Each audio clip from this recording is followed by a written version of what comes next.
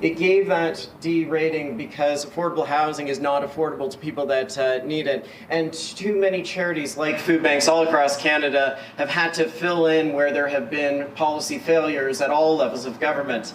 And so that rating, though, was D and not an F because there have been some hopeful signs of change, some hopeful progress, and some hopeful policy alternatives that are just coming out now. I was delighted that our former Deputy Mayor, Anna Ballo, was appointed to divest of $13 billion in order to develop affordable housing across the country through the Canada Builds Homes initiative.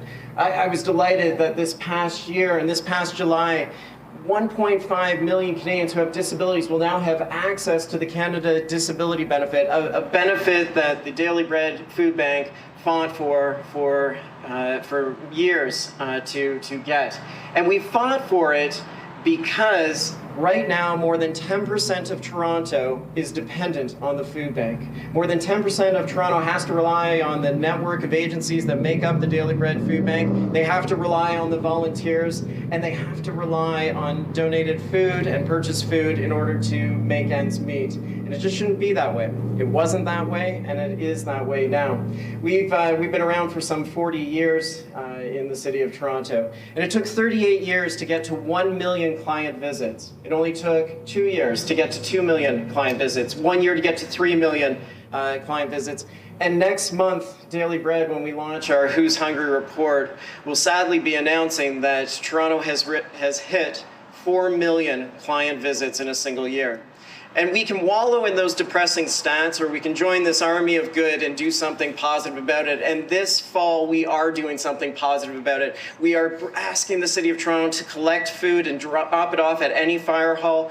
We want to get some £250,000 pounds of food delivered to the community. We need to raise about $4 million just in this fall campaign. Daily Bread used to spend $1.5 million a year feeding the City of Toronto. Now we have to spend some $22 million a year purchasing food so that we can make sure that every person who arrives at a Daily Bread food bank receives 3 days worth of food every single week. We are going to be there for the City of Toronto while we need to feed that need, and we are going to advocate even louder with those stats and with those stories so that change comes about. I'm going to draw on now, and I'm delighted that each of you are here today. I'm thrilled that our mayor, who is leading that policy change in the City of Toronto, is here to say a few words about the fall campaign. Mayor Chow. Thank you. I'm just going to pull something out here because I'm a grandpa. Good morning. Thank you, Neil. Thank you for your leadership and the entire Daily Bread team for your tireless work. Honored to join with you right here with our partners at the fire station. Last year, you saw the record number. We know the needs. Parents skipping meals so that their children can have a bite. Younger brothers packing lunches for their other brothers and sisters. But they too sometimes skip the meals. And newcomers arriving with hope, but not having enough. But here's another reality. Canadians define ourselves as caring. Toronto is a caring city. Time and time again, when we face challenges, we are generous. We believe in supporting each other. That's what makes us a Canadian. And this is the time that we show up for each other, that we show our love. I saw this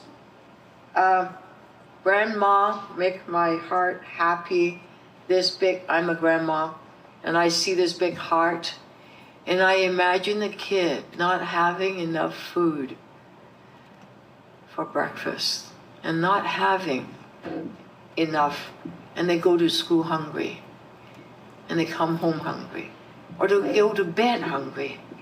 This year's goal of raising 4.4 million and collecting 225,000 pounds of food is ambitious, yes, but I know we can do it because we are stronger together. We absolutely can do it. So I am asking Torontonians, whether you have a can of rice or can of soup or some extra dollars, go to your local fire station. Take one of these Perolator's bread bags with you. Come and donate. Thanksgiving is counting our blessings, but also sharing what we have. So let us share with each other. It's not just about gratitude, it's about generosity. And I know we have the power to do so. So let's do it together.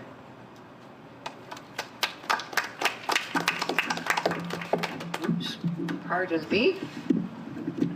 I believe this. All levels of government play a role in being able to make positive change so that we can reduce the lineups at food bank and at food banks across the city of Toronto. And I'm really delighted that Alexa Gilmore is here, our local MPP for this area. Alexa. Thanks, Neil. Hello, everybody. My name is Alexa Gilmore. I am the MPP for Parkdale High Park. But I am here in large part because before I was the MPP, I was a church minister. We're running a food program. And I had moms coming into my office with their children in tow. And when I asked why their children weren't in school, they said because we didn't have lunch to pack today. I'm here because when I was a minister, I would get phone calls from newcomers that were living together, 13 of them, and they had one bag of potatoes between all of them for that day's food. Toronto is a generous space. Toronto has an abundance of food, but we also have a food security crisis when 1 in 10 is relying on the food bank.